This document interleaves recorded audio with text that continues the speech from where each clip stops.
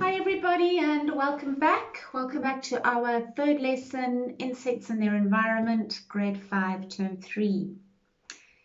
Insects are fascinating. They really are. And in this lesson, I would like to encourage you to do a little bit of research. So in other words, learners are going to become detectives to find out all about their insect. And the more we can find out, the more we can imagine what it's like to be that insect, and the more we can create it. So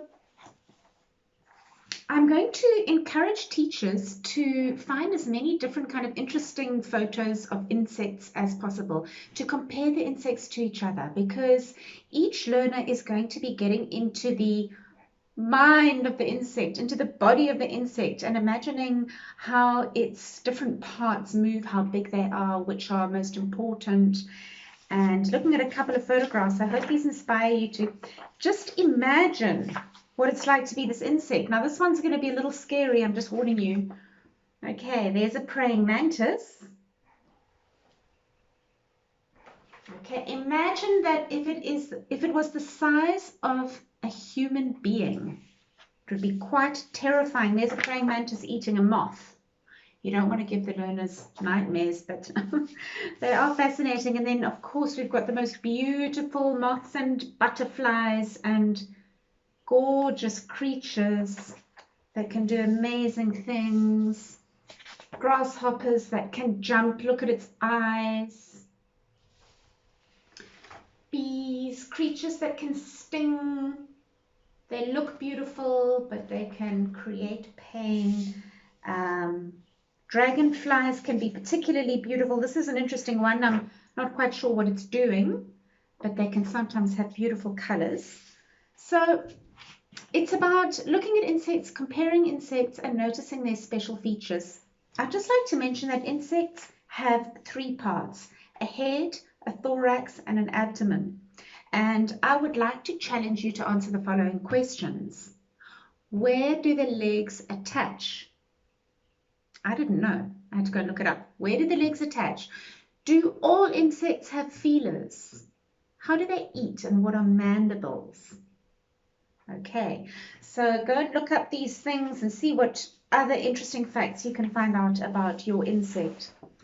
I've drawn a very simple diagram just to show how different the parts are in proportion to each other. So looking at a dragonfly, the head, the thorax, and the long abdomen.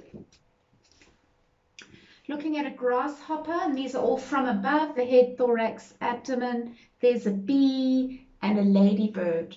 So how big is your insect's head compared to its thorax, compared to its abdomen? How big are its legs? How big are its feelers? And where are they in proportion to each other? You could also ask, what shape are its wings?